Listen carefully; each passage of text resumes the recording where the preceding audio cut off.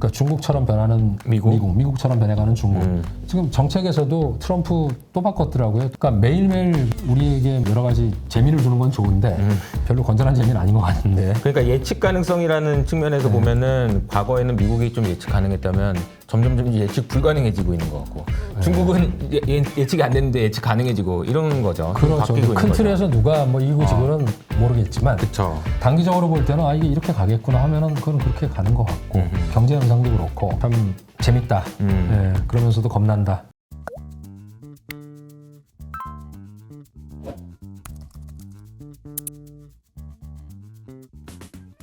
그러면 주제를 조금 바꿔서요. 이제 우리 양회 이야기를 좀 해보면요. 3월달에 이제 지금 진행되고 있는 거죠. 네. 그리고 뭐 이제 어떤 내용들이 나오는지 좀 소개를 해주신다면 어떨까요? 예, 그냥 뭐 숫자로 말씀드리면 성장률 5%, 물가는 2% 목표죠. 이거를 도달하기 위해서 뭘 할까? 그러니까 성장률은 이 성장을 하는 거고 물가는 디플레이션을 해결을 해야 되는 문제니까 두 가지를 해결하기 위해서 수단을 동원한 거죠. 그 수단 중에서는 이제 재정 적자율 4%죠. 그리고 이걸 금액으로 환산하면 이제 5.66조니까 한국 돈으로 1,170조 원, 그러면 1,200조라 그럴게요. 네. 1,200조. 그리고 지방정부가 발행할 수 있는 특수목적 채권, 그쪽 용어로 쭌샹짜이라 그래서 전항채가 4.4조 RMB, 그러니까 그것도 한 880조 원 정도 되죠. 그것과 이제 그다음 작은 애들, 하나는 국채, 하나는 국채도 두 가지예요. 이제 초장기 특별국채, 이거는 이꼴 안 갚아도 됨 이런 거예요. 초장기 특별국채. 또 하나가 특별국채. 이 네 가지로 쭉 나누는데 금액 다 복잡하니까 다 합쳐가지고서 그냥 11조 8,600억 RMB죠. 한국 돈으로 한 2,300조 되나요? 네. 그러면 그 돈을 가지고 뭘 할 거냐? 그 돈이 어디에 쓰여지는지가 중요한데 네네. 작년에 9월에 정해졌다고 제가 말씀드리고 12월에 이미 정해졌고 이런 것들이 그중에서 남아있는 지방정부 부채 문제 해결하기 위한 12조 플랜이 나왔었잖아요. 작년에 12조 RMB. 네. 그중에서 매년 지방정부가 가져가는 전항채, 특수목적 채권의 8천억 RMB 그거를 빚 갚는 데 치환하는 데 쓴다. 그러니까 아까 말씀드린 4.4조 원 중에 8천조 빼고 남은 3.6조 RMB가 남죠. 그걸 가지고 하는 사업이 중요한 겁니다. 빚 갚는 건 빚 갚는 거고 그걸 뭘 할 거냐. 거기에 들어간 게 우리가 지금 입에 달고 사는 하이테크 이쪽 산업이야. 근데 그걸 지방정부에서 쫙 뿌리는 거죠. 그래서 그 큰 꼭지가 그게 하나 있고 지방정부가 쓰는 게. 그다음에 이제 두 번째는 그러면 초장기 국채를 가지고 뭐라 할 거냐. 그러니까 1조 3천억 RMB, 260조? 이 정도 돈을 가지고 하는 거는 작년에 저도 이제 그래서 휴대폰을 바꿨는데 이게 보조금 주는 게 한 15% 주고 뭐 이것저것 했더니 한국 돈으로 한 3천 RMB니까 60만 원 정도 싸게 주더라고요. 네. 그래서 연초에 바꿨는데 그 이제 중국에서 나오는 그 소비 부양책 이구환신. 네. 양신이라고 제가 표현할게요. 네. 신이 두 개예요. 새 신이. 새로운 신자가 두 개인데 하나는 이구환신에서 이런 거 바꿔주는 거고 네네. 설비갱신이라 그래서 이거는 산업이죠.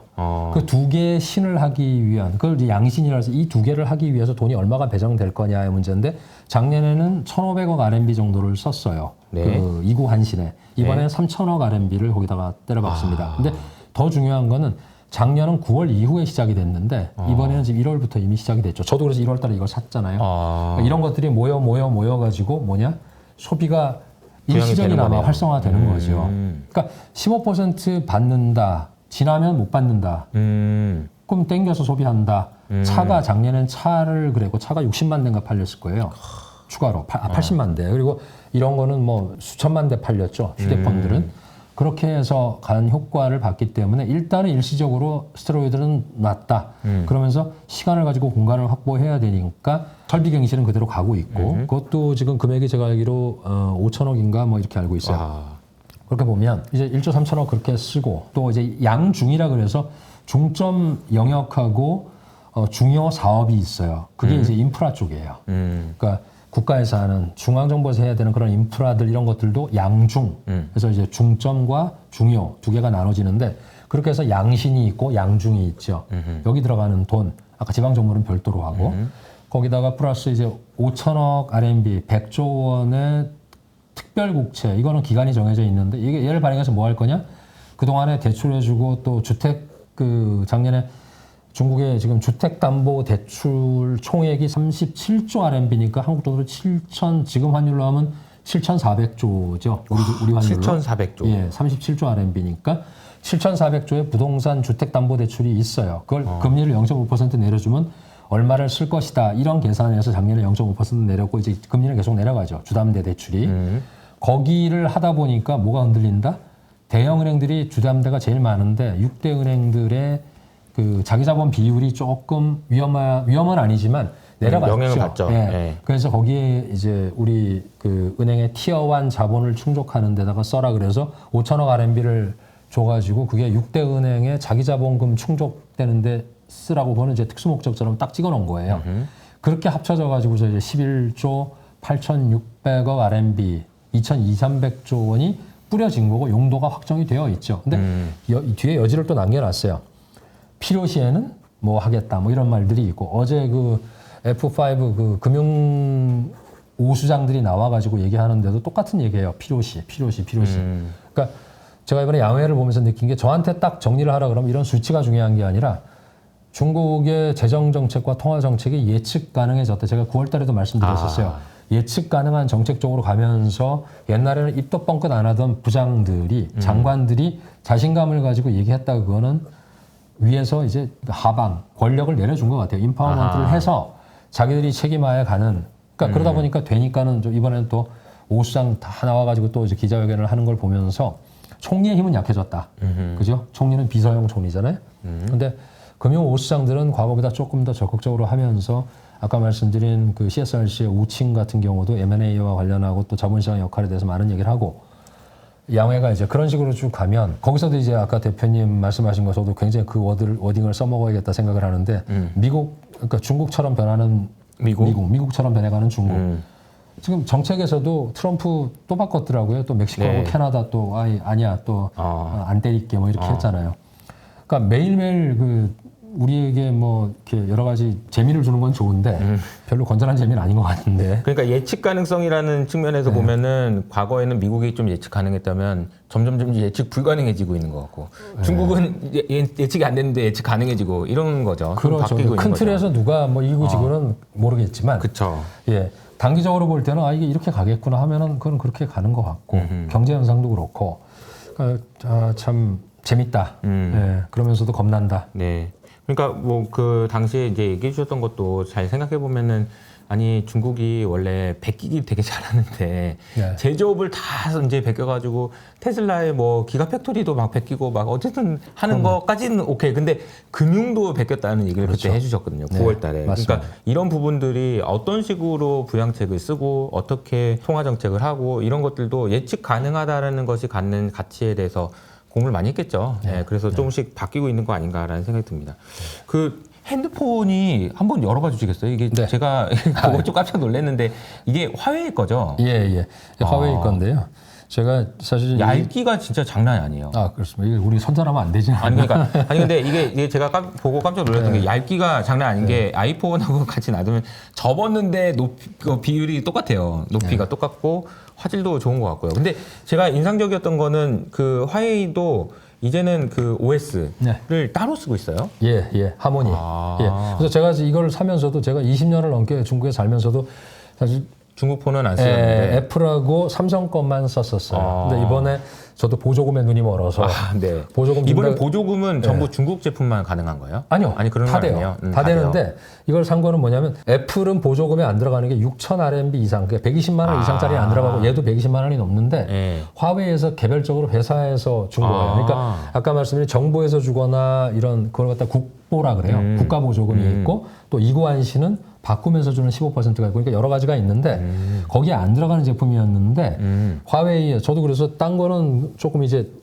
뭐랄까 좀 중저가니까는 그러니 뭐 애플 쓰던 거 쓰지 뭐 이랬는데 얘를 갖다 파는 그 화웨이 친구들이 그렇게 하길래 저는 근데 이걸 돈 때문이 아니라 이 OS 시스템이 다르니까 안드로이드 쓰고 있고 iOS 쓰고 20년 넘게 썼는데 10년 넘게 쓰던 이런 거에 대한 저항이 있으니까 화웨이의 하모니 시스템 쓰는 게 얼마나 다를까라고 했는데 매장에서 설명 듣고 하면서 제가 써봐도 되겠다.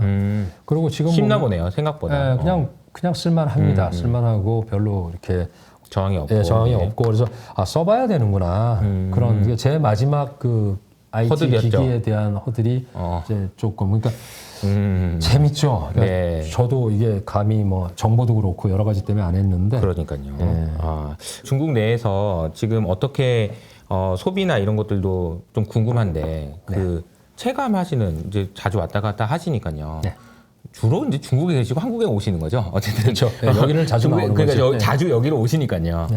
근데 이제 중국 내부에 이제 체감하는 경기라고 할까요? 네, 그건 네. 어때요? 그게 작년 9월하고 비교했을 때는 제가 볼 때 큰 변화가 있다기보다는 조금은 좋아지는 가능성이 있다. 그 사이에 많은 일이 있었잖아요. 우리한테는 무비자도 열어줬고 네네. 그러면서 외국인들 많이 오시고 그리고 또 그쪽 회사들도 민영 기업의 숨통을 트여주는 분위기 있고 그런 것들이 이제 좀 퍼지죠. 그런데다가 양회에서도 결정을 한 게 농민들에 대한 그 양로 기금에 대한 한 10% 정도 올리는 걸로 결정이 돼서 현금으로 그런 것 그리고 취업을 올리기 위해서 청년 실업률을 올리기 위한 그런 이런저런 노력들 그런 것들이 이제 전달이 되면서 최악의 상황은 벗어나고 있는데 아직도 뭐 따뜻하냐 아닌 것 그건 같고요. 아니고요. 부동산도 네. 똑같습니다. 업물이 더 이제 10cm 얼었던 게 30cm 얼 거냐 그건 아닌 것 같고 살얼음으로 변하는 그런 과정인데 1년은 걸릴 것 같다. 아하. 예, 그게 이제 이쪽 문제를 90으로 봤던 게 작년이었다 그러면 지금은 새로운 애들이 이렇게 올라오는 게 한 1, 2, 30으로 올라가고 있고 얘가 한 6, 70으로 내려가고 있다. 그렇다 그러면 미래에 대한 기대가 시장이고 우리가 뭐 경제에 대한 예측이라 그러면 변화가 일어나고 있는 건 맞는 조금씩 것 같습니다. 변화는 있다. 네. 예, 예. 그 중국에서 2015년이었죠. 그때 이제 캐치프라이즈로 막 이렇게 선전했던 게 제조 2025였어요. 그렇죠.